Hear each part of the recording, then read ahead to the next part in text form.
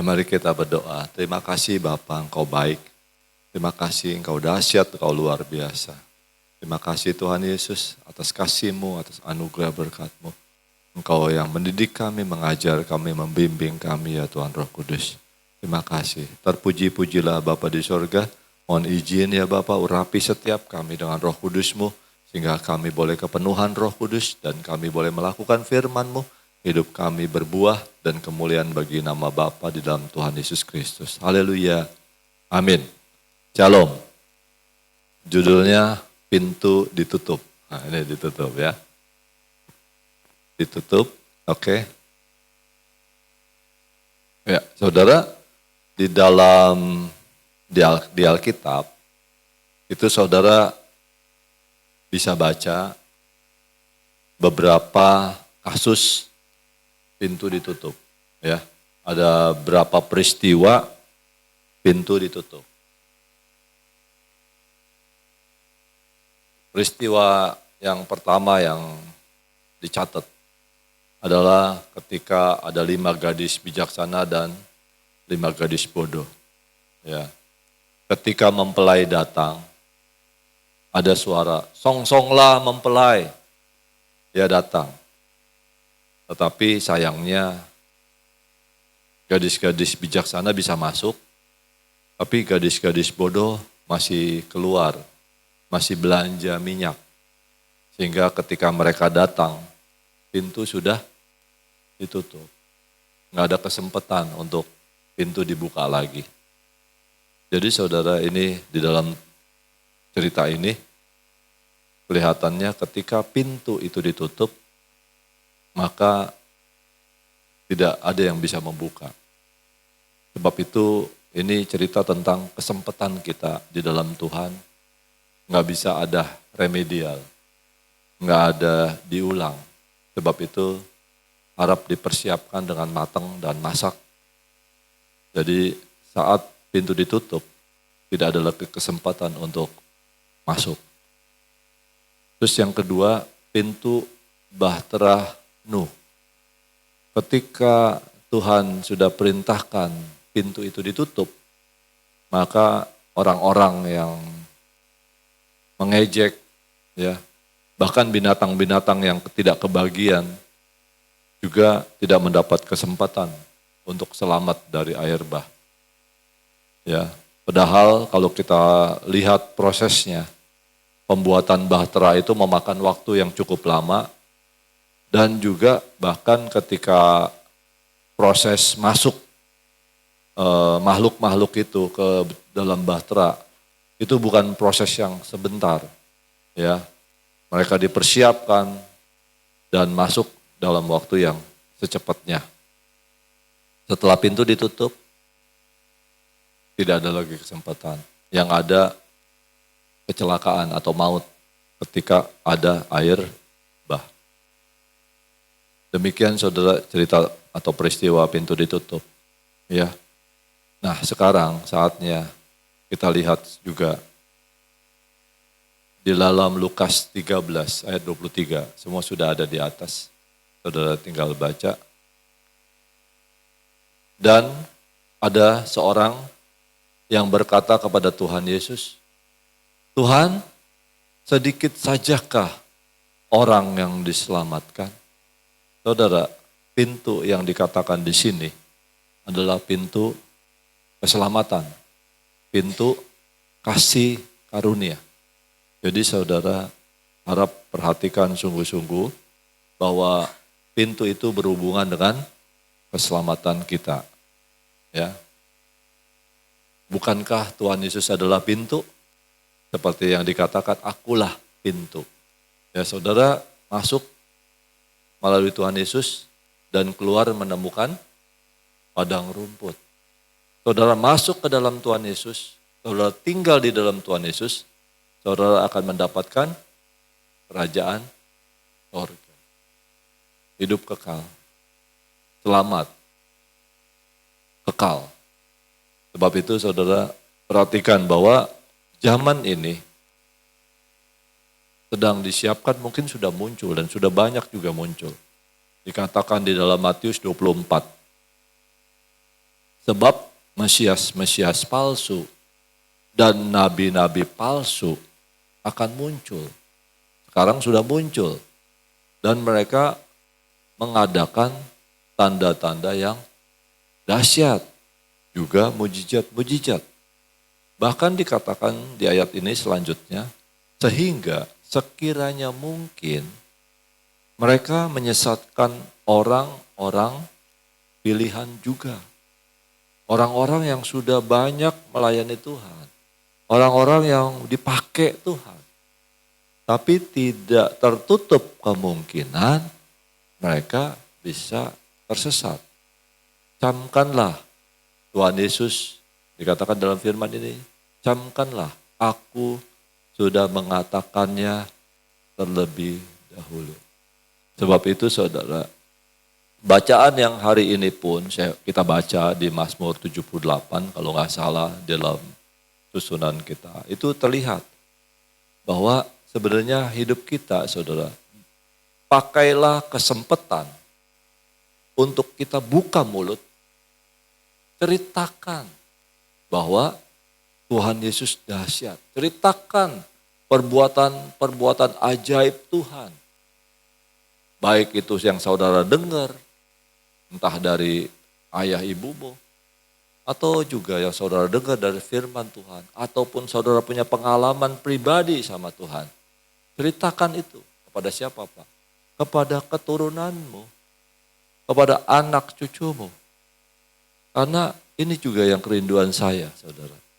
Ketika nanti anak-anak saya mungkin punya keluarga, saya mau bangun terus mesbah keluarga ini. Entah saya sama mantu nanti adanya, entah itu ada cucu, cicit kalau Tuhan kasih umur panjang. Karena ini semua harus diketahui dan diceritakan bahwa saya harus memperkenalkan Yesus Kristus adalah Tuhan. Hidupku nyata kebesaran Tuhan, kebenaran Tuhan.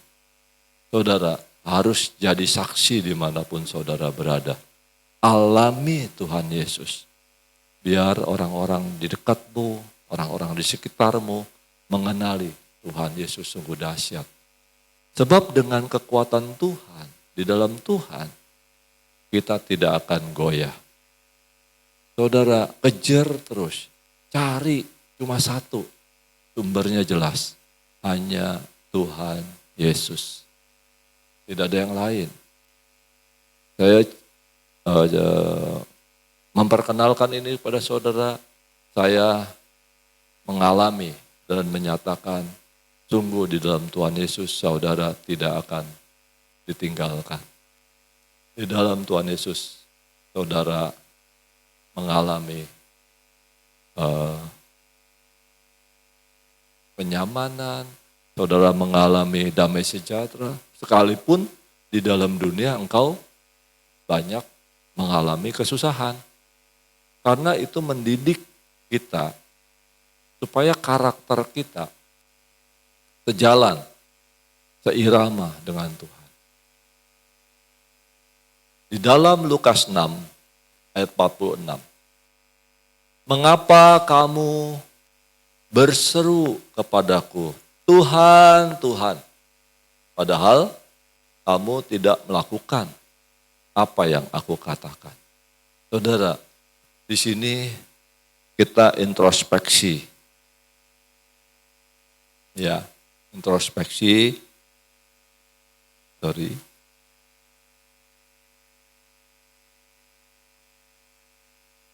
Oh, lewat ya. Sorry, saya mungkin di sini di ayatnya yang lewat. Tapi saya bacakan sebelumnya, Lukas 6 ayat 46.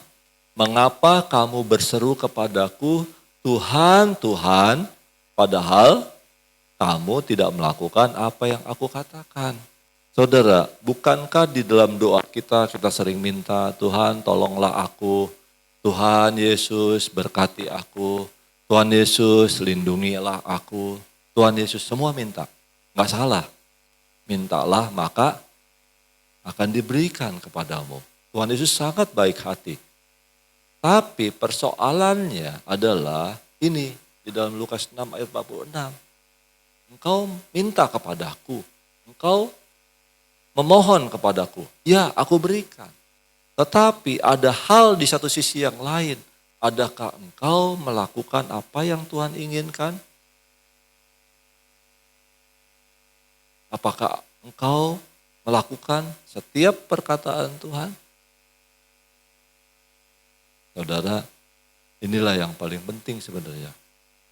Kehendak Tuhan ketika kita lakukan, kita umpama mendirikan rumah di atas dasar batu. Ya. Ketika ada hujan, ada banjir, ada badai, rumahmu enggak akan roboh. Demikian juga saudara, ketika saudara melakukan kehendak Tuhan, meskipun ada badai, hujan, banjir, saudara ada kecemasan, ada persoalan, saudara teguh di dalam Tuhan.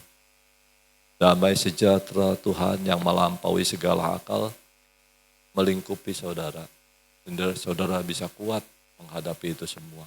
Seumpama rumah yang didirikan di atas dasar batu. Kirinya ketika saudara mulai gelisah, ketika saudara mulai panik, adakah rumahmu bisa kokoh? Dasarnya batu atau dasarnya pasir? Berdiam dirilah di hadapan Tuhan, engkau akan mendapatkan pertolongan. Ya, selanjutnya saudara, di dalam Lukas 13 ayat 24, nah ini, ya, jawab Tuhan Yesus kepada orang-orang di situ. Ternyata untuk masuk pintu harus adanya berjuanglah untuk masuk melalui pintu yang sesak itu. Sebab aku berkata kepadamu, banyak orang akan berusaha untuk masuk, tetapi tidak akan dapat.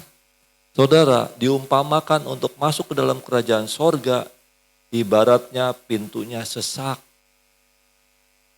Pintunya bukannya lebar, jalannya bukannya lega, tapi sesak.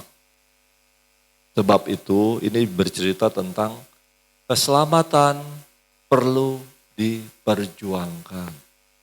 Kepercayaanmu di dalam Tuhan Yesus perlu dipertahankan, terus dipelihara supaya jangan sampai hilang. Bisa hilang, Pak. Bisa. Sebab itu saudara tetap teguh di dalam Tuhan, setia saja di dalam Tuhan.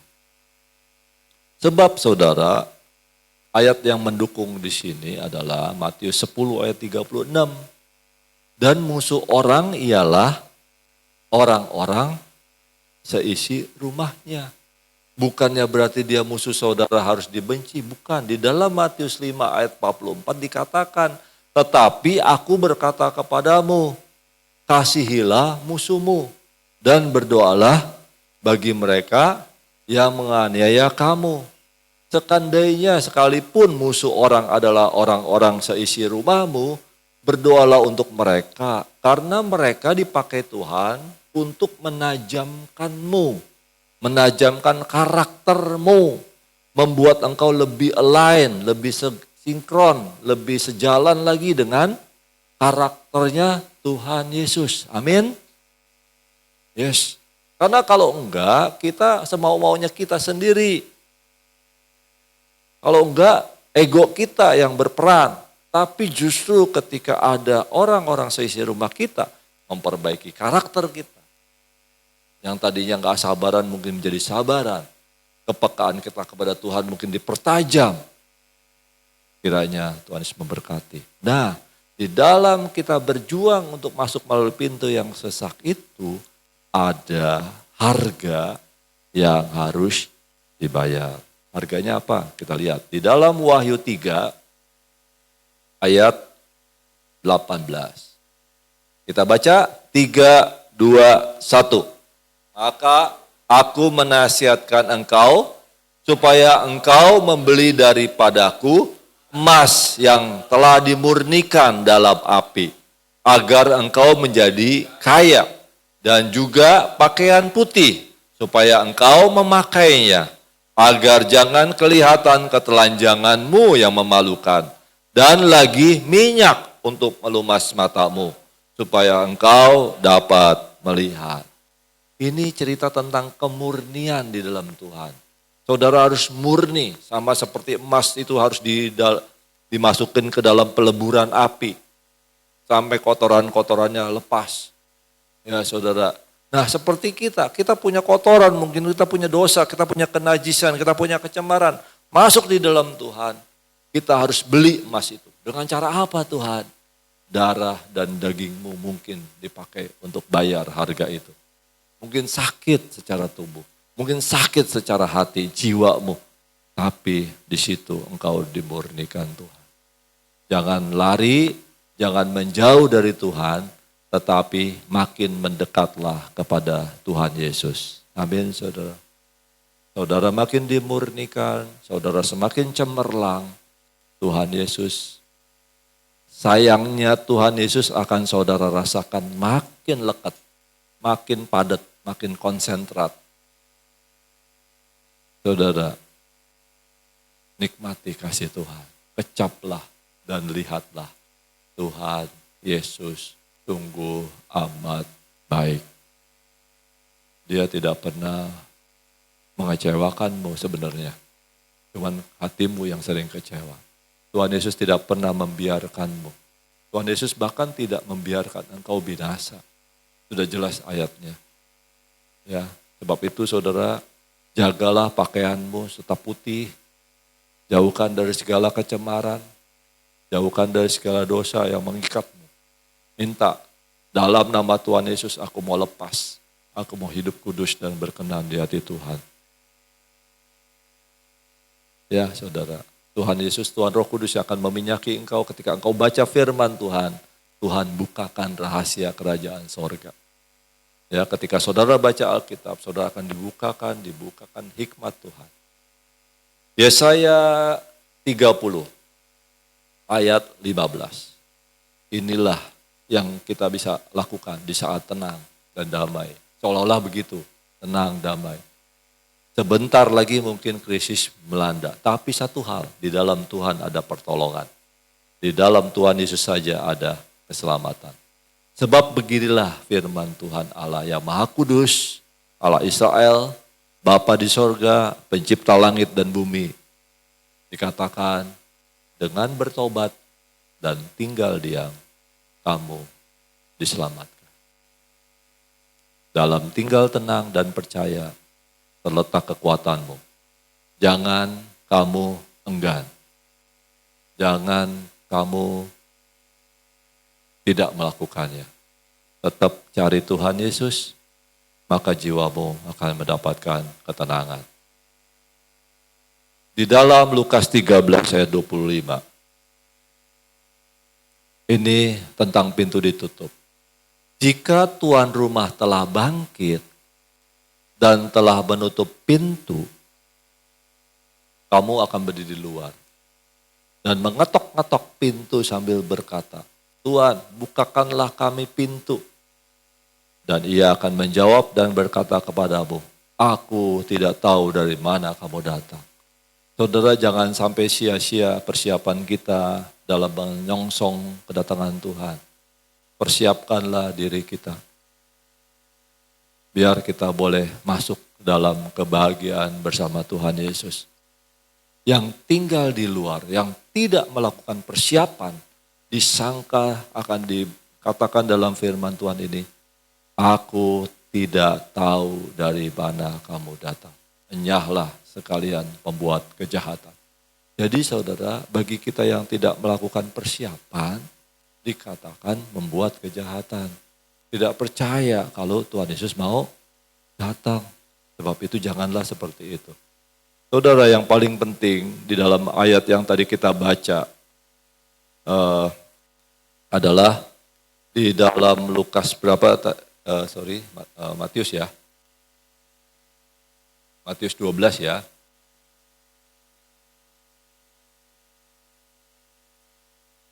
Matius 12 ayat 18. Lihatlah, itu hambaku yang kupilih, yang kukasihi, yang kepadanya jiwaku berkenan. Aku akan menaruh rohku ke atasnya. Dan ia akan memaklumkan hukum kepada bangsa-bangsa. Saudara, memang firman Tuhan dari Yesaya ini itu untuk Tuhan Yesus. Ya. Tapi saudara bersyukur kepada Tuhan bahwa saudara pun dipilih Tuhan untuk diselamatkan. Amin saudara. Bahkan juga saudara dikasihi oleh Bapa di sorga. Buktinya Tuhan Yesus datang ke dunia untuk menebus dosa saudara dan saya. Sebab itu saudara sudah dipilih Tuhan. Saudara sudah disayang Tuhan. Terus jaga supaya jiwanya Bapa terus berkenan kepadamu. Bagaimana caranya membuat Bapa berkenan kepada saya? Jauhkan yang jahat, lakukan apa yang dikatakan Tuhan Yesus setiap firman-Nya. Siapakah ibuku? Siapakah saudaraku? Dialah ibuku, dialah saudaraku laki-laki, dialah saudaraku perempuan. Dialah yang melakukan kehendak Bapa di surga. Saudara, ucap syukurnya Tuhan Yesus menganggap saudara dan saya adalah saudara-saudaranya, sahabat-sahabatnya. Amin saudara. Tetap jaga supaya yang dikatakan firman Yesaya ini, yang kepadamu jiwa Bapa berkenan.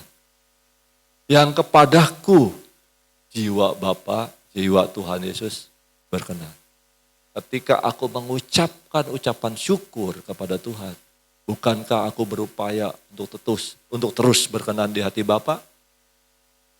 Bukan dengan ngomel-ngomel, bukan dengan sumpah, dengan serapah, bukan dengan caci maki. Amin, saudara. Kita buang air kotor, kita pakai hanya aliran air bersih. Kiranya Tuhan Yesus memberkati. Dan dikatakan yang terakhir, tetapi Tuhan Yesus berkata, yang berbahagia ialah mereka yang mendengarkan firman Allah dan memeliharanya. Kiranya Tuhan Yesus memberkati. Terima kasih Tuhan Yesus. Terima kasih Bapa. Engkau sendiri berbicara dalam hati kami, membimbing kami, mengajar kami, mempersiapkan diri kami untuk kami boleh menyongsong Tuhan Yesus datang kembali. Terpuji-pujilah Bapa di sorga, terpuji-pujilah Tuhan Yesus kekal selama-lamanya. Amin.